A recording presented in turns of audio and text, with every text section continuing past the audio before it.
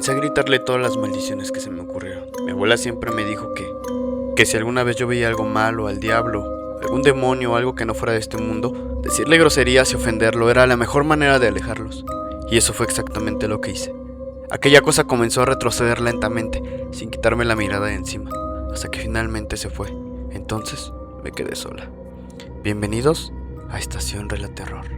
En esta ocasión te comparto 5 historias de personas que, en conocerse entre sí, aseguran haber vivido algo en común. Afirman haber visto al diablo o alguna manifestación suya en algún momento de sus vidas. Sin más, te dejo con estos inquietantes relatos. Comenzamos. La muerte de Don Crescencio.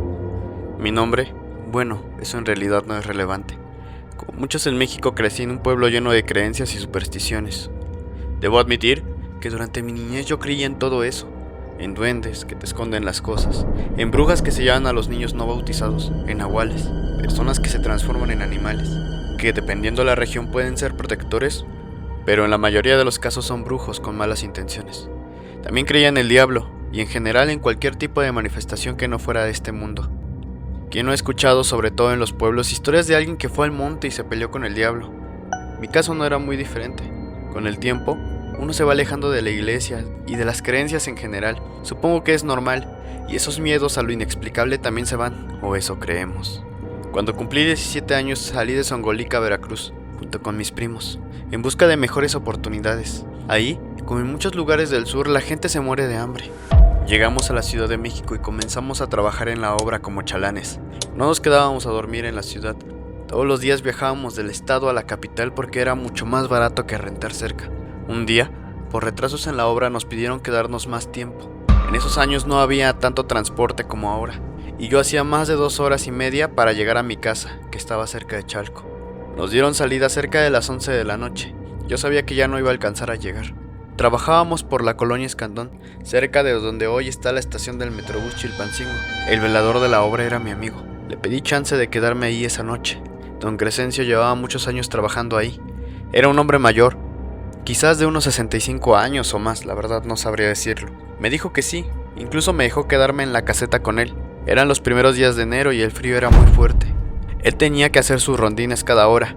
No llevaba arma ni nada parecido, solo una lámpara y un tubo que había agarrado. Serían como las 3 de la mañana cuando escuché un grito que me hizo levantarme de golpe. ¡Déjame! ¡Auxilio! ¡Auxilio! Yo escuché a lo lejos. Me puse muy nervioso, no sabía si salir o esconderme. Lo primero que pensé fue que se había metido alguien a robar y que Don Crescencio lo había sorprendido. Fueron solo unos segundos, pero se me hicieron eternos. Al final me decidí. Agarré un pico y me salí. Al principio no vi nada, pero el ruido venía de arriba, como del 4.º nivel. Empecé a subir poco a poco las escaleras. Sentí que el corazón se me iba a salir del pecho de lo fuerte que me estaba latiendo. Cuando llegué por fin, lo vi.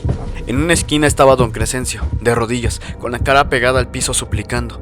Frente a él había un hombre, o algo que parecía un hombre, pero no lo era. Tenía patas de cabra, claramente visibles debajo de una especie de sotana, no lo sé. Eran como las que usan los sacerdotes. Los dedos de sus manos eran demasiado largos, por lo menos el doble de lo normal. Su rostro era horrible, deforme, cubierto de un vello muy espeso, que yo no sé cómo describirles. De su cabeza sobresalían 2 cuernos, pequeños, como puntas de quizás unos 15 centímetros. Esa cosa no me prestó atención, siguió golpeando al pobre señor. Vi claramente cómo lo pateaba con esas patas de animal. Yo no pude hacer nada, me paralicé del miedo. No sé cuánto tiempo pasó exactamente. Cuando todo terminó, aquella cosa volteó, me miró fijamente y se lanzó del 4.º piso. Hasta entonces pude moverme. Tenía miedo de bajar y encontrarlo, y tampoco me atreví a acercarme a Don Crescencio, que yacía en el piso. Al final, reuní el valor. Bajé directamente a la salida y pedí ayuda en la calle.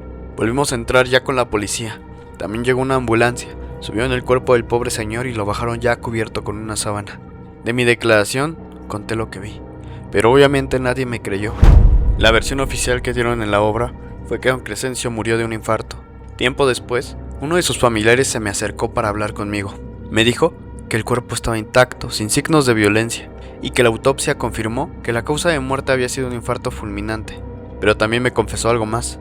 Quería hablar conmigo porque se enteró de lo que yo había dicho, y él sí me creía. Incluso me juró que había visto esa cosa antes rondando cerca de su casa. Me dijo que don Crescencio nunca hablaba de eso, pero que cada vez que le tocaba turno rezaba mucho antes de salir y dejaba siempre veladoras encendidas en la entrada. Esa noche, las veladoras estaban rotas. La vereda del mezquite. No voy a decir mi nombre, porque en el pueblo todavía hay gente que me ve raro cuando sale el tema, y porque aunque han pasado años, hay cosas que uno prefiere simplemente no llamar por su nombre. Crecí en el rancho a las afueras de San Juan del Río, Querétaro, en una zona donde el campo todavía manda y las casas están separadas por terrenos larguísimos, llenos de nopales, mezquites y cercas de alambre. Ahí la noche cae rápido, y cuando se apagan las luces el silencio es muy pesado. Mi familia siempre fue muy creyente, no exagerados, pero sí de los que no se burlan cuando alguien habla de cosas raras. Mi abuela, por ejemplo, nunca permitía que saliéramos después de las 10 de la noche. Decía que a esa hora el campo cambia, y que no todo lo que se escucha siempre es un animal. Yo crecí oyendo ese tipo de cosas, pero con el tiempo una se va volviendo incrédula. La necesidad también te hace perderle el miedo. A los 26 años me separé y regresé a vivir con mi madre. Conseguí un trabajo en una empacadora cerca de la carretera federal, en el turno de la tarde. Salía casi siempre después de las 11. No había transporte para mi rumbo, así que tenía que caminar casi 20 minutos desde la parada hasta la casa. Había una vereda de tierra que atravesaba un terreno baldío y por ahí le cortaba. La vereda estaba flanqueada por mezquites viejos retorcidos, de esos que parecen personas encorvadas cuando les pega la luz de la luna. Al principio me daban miedo, pero con los meses me fui acostumbrando. Siempre llevaba el celular con la linterna prendida y caminaba muy rápido, hasta que empezaron los ruidos. No eran pasos, tampoco animales. Era como si algo se escurriera entre los árboles. Yo notaba cuando eso estaba ahí. El aire se volvía más pesado, como cuando va a llover, y la piel se me erizaba sin ninguna razón.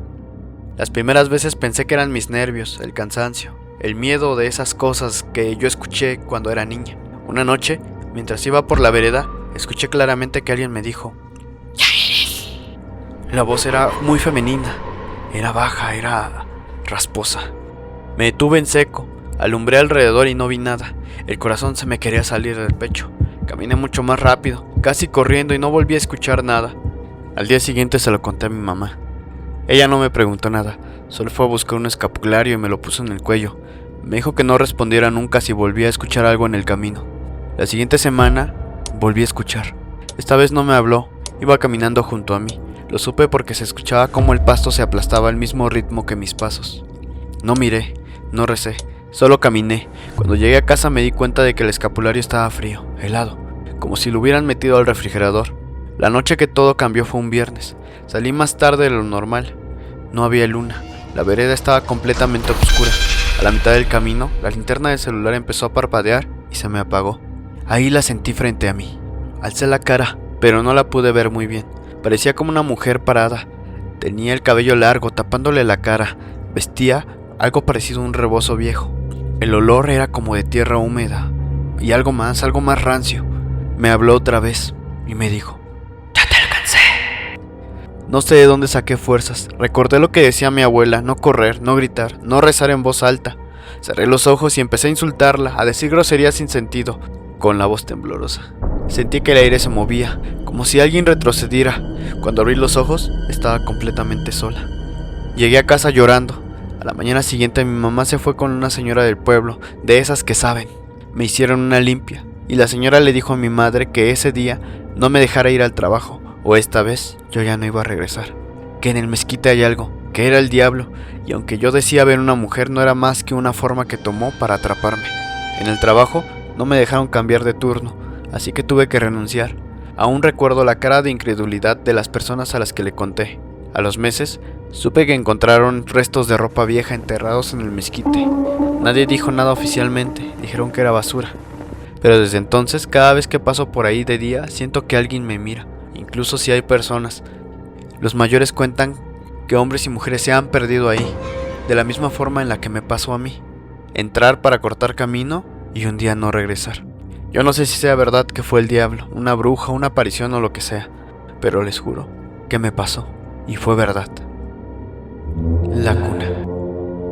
Mi nombre es Rosa. No lo oculto porque yo ya no vivo ahí y porque no me importa en realidad. Esto pasó a principios de los años 80, cuando el Pedregal de Santo Domingo apenas empezaba a formarse. En ese entonces no es lo que era ahora. Eran calles de tierra, casas a medio levantar, muchas sin luz fija, sin drenaje, con postes improvisados y cables colgando como telaraña entre las casas. Por las noches, aquello parecía otro mundo. Mi esposo y yo llegamos ahí porque era lo único que podíamos pagar. Él trabajaba todo el día y yo me quedaba en casa con mis hijos. El menor había nacido hace apenas unos meses. Era un bebé tranquilo, de esos que casi no lloran. Desde el principio la casa se sentía rara. No era algo que pudiera explicar. No había ruidos fuertes, ni sombras, ni nada evidente. Era más bien una sensación constante, como si el aire dentro estuviera muy pesado. Y un olor muy extraño. A veces me dolía la cabeza sin razón. Otras me daban náuseas cuando estaba sentada. Y ahí, en esa casa, yo experimenté por primera vez que se me subiera el muerto. Esto era muy seguido, me pasaba unas 3 o 4 veces por semana. Es una sensación de angustia y desesperación. Cuando todo comenzó, las primeras noches escuchaba ruidos pequeños, pasos, golpes en el patio, que raspaban las paredes, o como si una moneda o una canica rodara por el techo. Pensé que eran gatos, ratas, cosas normales de una colonia así. Luego empezaron los olores. A veces, al entrar al cuarto de los niños olía a humedad vieja. Otras, algo parecido como azufre, a lejía, no lo sé, como orines de gato. Aunque en ese tiempo yo no sabía cómo describirlo, solo sabía que no era un olor normal. Abría las ventanas, limpiaba, trapeaba y regresaba. Todo el tiempo ese olor estaba presente. Más en las noches era como si se concentrara. Mi hijo menor empezó a despertar llorando por las noches. No lloraba fuerte, era un llanto bajo, como cansado, como si algo lo incomodara y no pudiera expresarlo. Yo lo cargaba, lo mecía y se calmaba, pero apenas regresaba a la cuna volvía a llorar. Una madrugada, mientras yo lo arrullaba, sentí como si alguien más estuviera en el cuarto. No vi nada, solo lo sentía, como si alguien estuviera parado detrás de mí observándonos. Me giraba y volteaba y no, nada. Sin embargo, el ambiente se había enfriado, de una forma anormal. La piel se me erizaba. Desde ese día yo ya no podía dormir bien. Me despertaba cuando mi esposo se iba a trabajar a las 6 de la mañana y el sueño me llegaba como a las 11 o 12 de la noche. Me sentía muy agotada todo el tiempo. Las cosas se volvieron más claras con el paso de las semanas. Los ruidos ya no eran solo de noche. A veces en plena tarde escuchaba como si alguien arrastrara los pies por el pasillo. En la cocina los trastes se movían solos. Yo pensaba que estaba cansada, que era la presión, que eran solo ideas mías, hasta que una tarde vi una sombra. No tenía una forma definida, era solo una sombra normal, pero no correspondía a ningún objeto. No se movía con la luz, estaba fija, proyectada en la pared del cuarto del bebé, justo detrás de su cuna. Ese día lloré mucho porque yo le había platicado a mi esposo y él no me creía. Tampoco mi suegra o mi cuñada, decían que eran cosas mías. Mi mamá vino a visitarme en todo ese tiempo solo una vez. Las cosas no eran como ahora. Con el celular uno se puede comunicar todo el tiempo. En aquellos años solo era un teléfono fijo, pero ni yo ni ella teníamos. Cuando me visitó, las cosas no estaban tan fuertes aún y quedó en traerme protección, pero ya no fue posible. No llegó a tiempo. La noche que todo pasó, me desperté sobresaltada. Eran las 3:30 de la mañana. Me despertó el llanto de mi hijo. Eso para mí fue peor que cualquier ruido. Era un llanto desesperado. Me levanté de inmediato y caminé hasta su cuarto, que estaba pegado al nuestro. No teníamos puerta, entonces era muy fácil estar al pendiente. La luz estaba apagada, pero entraba con claridad la luz de la calle. Entonces lo vi. Había alguien de pie, inclinado sobre su cuna. No era una persona, no del todo.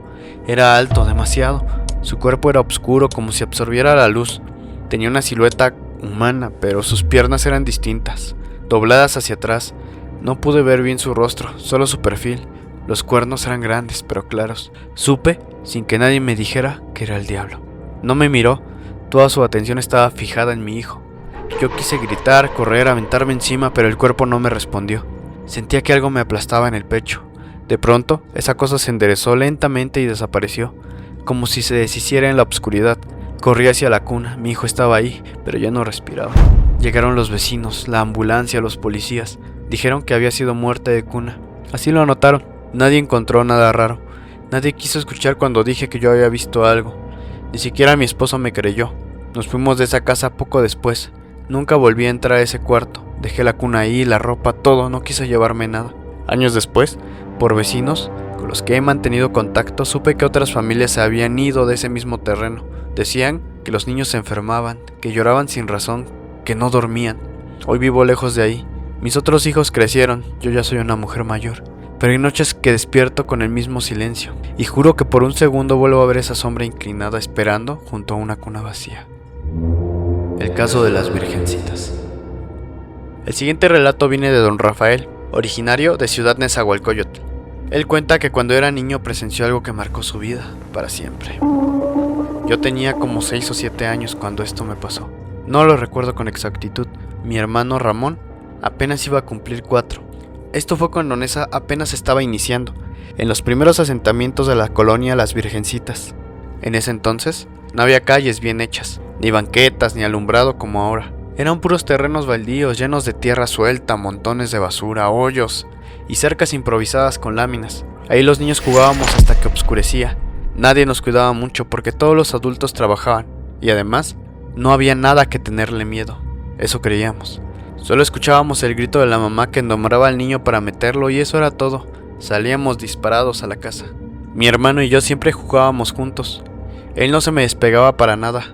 Esa tarde-noche ya estaba bajando el sol, el cielo se veía naranja y el aire se sentía raro, pesado. Recuerdo bien que no se veían perros, ni gente, ni nada. Ya todos se habían ido, solo quedábamos nosotros y como chamacos no nos regresábamos por voluntad hasta que nos hablaran o mandaran a buscarnos. De pronto, algo salió de la nada. No caminó desde lejos, no se acercó poco a poco, simplemente apareció.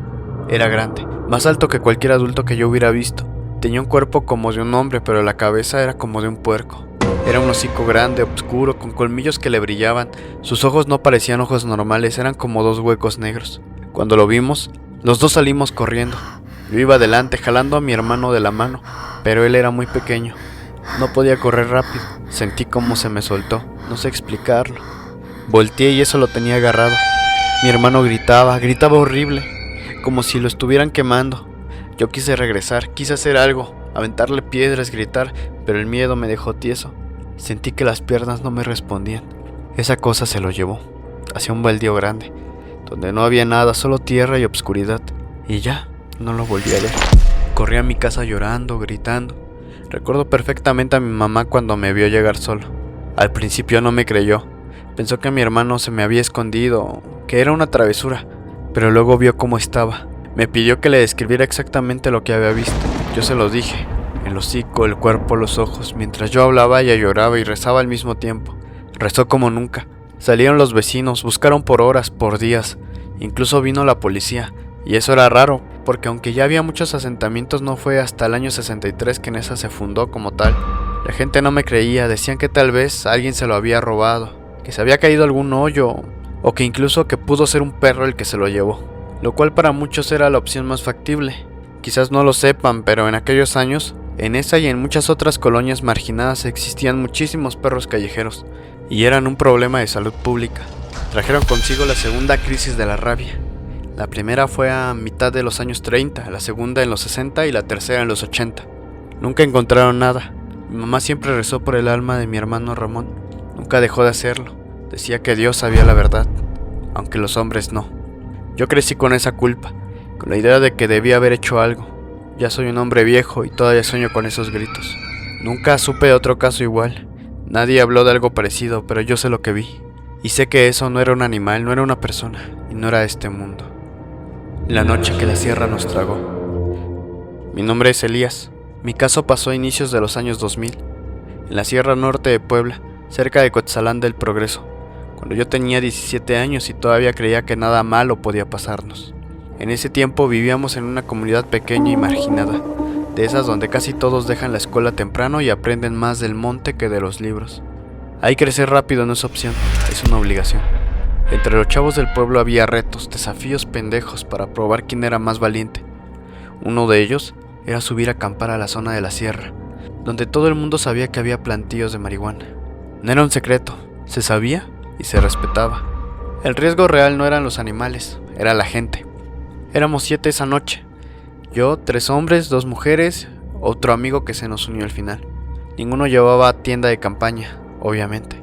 Todo era improvisado, cobijas, mochilas viejas, botellas y risas nerviosas. La idea era pasar solo una noche, tomar, contar historias y bajar al amanecer. Subimos antes de que se pusiera oscuro.